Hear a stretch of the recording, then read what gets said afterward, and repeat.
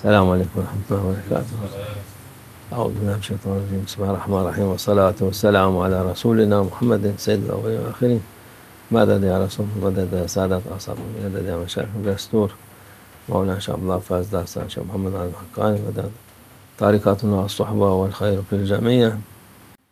بسم الله الرحمن الرحيم. بسم اللہ الرحمن الرحیم۔ ان الدین عند اللہ اسلام۔ اللہ کی نظروں میں جو دین ہے وہ ہے دین اسلام۔ سارے پیغمبر لوگوں پر اسی دین کے لیے بھیجے گئے۔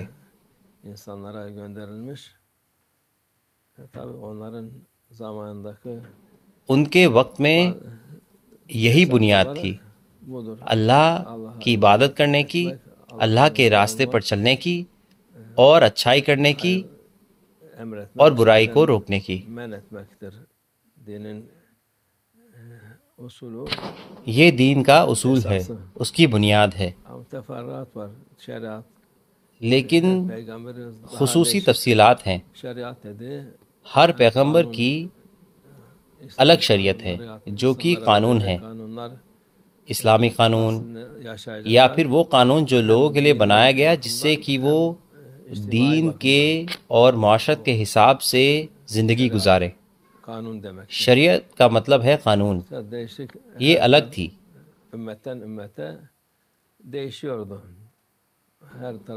ہر جگہ بدلتی رہی امت کے حساب سے جب تک ہمارے رسول اللہ صلی اللہ علیہ وسلم نہیں آئے۔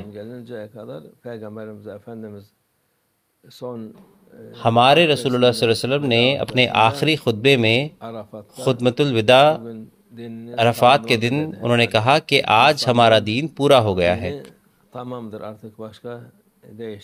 انسانیت کا دین مکمل ہو گیا ہے، اب اور کوئی بدلاؤ نہیں ہے، کیونکہ ہمارے رسول اللہ صلی اللہ علیہ وسلم ہیں، ان کے بعد کوئی نہیں ہے۔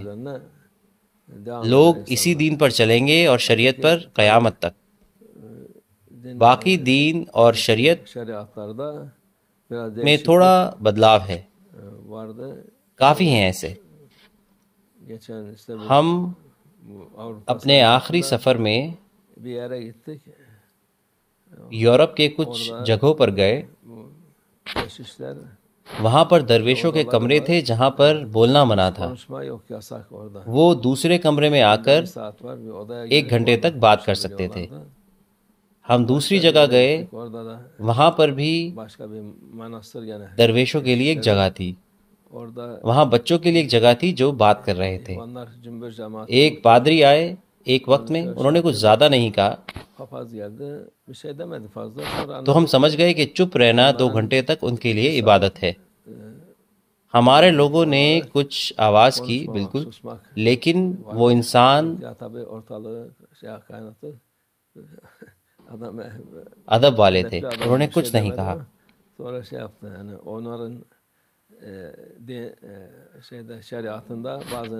کئی دفعہ ایسی چیزیں ان کی شریعت میں ہیں۔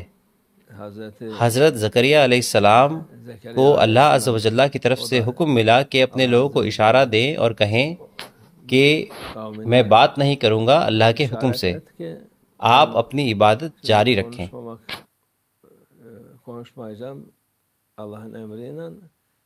لیکن یہ بعد میں سارے ہٹا لیے گئے۔ یہ ہٹا لیے گئے، اس کا مطلب کہ اسلام میں ایسی عبادت نہیں ہے کہ چپ رہیں اور کچھ نہ بولیں، ایسی عبادت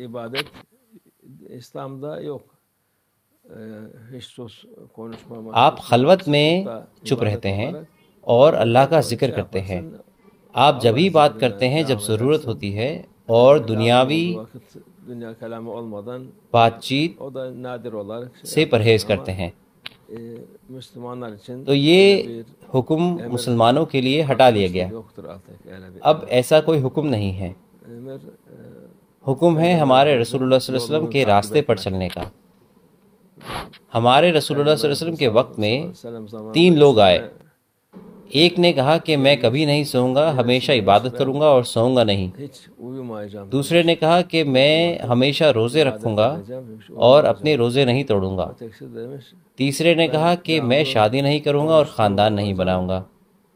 جب ہمارے رسول اللہ صلی اللہ علیہ وسلم نے یہ سنا تو انہوں نے ان کو بلایا اور کہا کہ میں سوتا ہوں اور اٹھتا ہوں، میں روزہ رکھتا ہوں اور کئی دفعہ میں روزے نہیں رکھتا، میں نے شادی کی ہے، جو میری سنت پر عمل کرے گا وہ میرے لوگوں میں سے ہے، جو اس پر عمل نہیں کرے گا وہ مقبول نہیں۔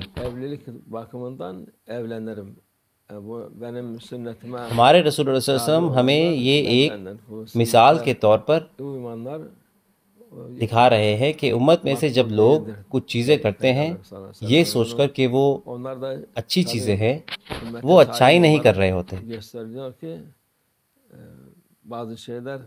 وہ اپنی نفس کو مطمئن کر رہے ہوتے ہیں اور سوچتے ہیں کہ میں نے ایسے کیا، ایسا تو پیغمبر نے بھی نہیں کیا، استغفر اللہ العظیم۔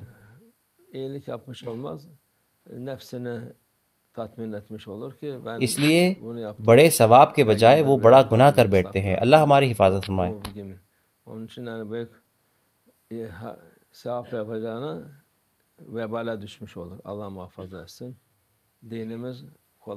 ہمارا دین آسان ہے، یہ دین پوری انسانیت کے لیے ہے، قیامت تک ہم اس دین پر ہیں،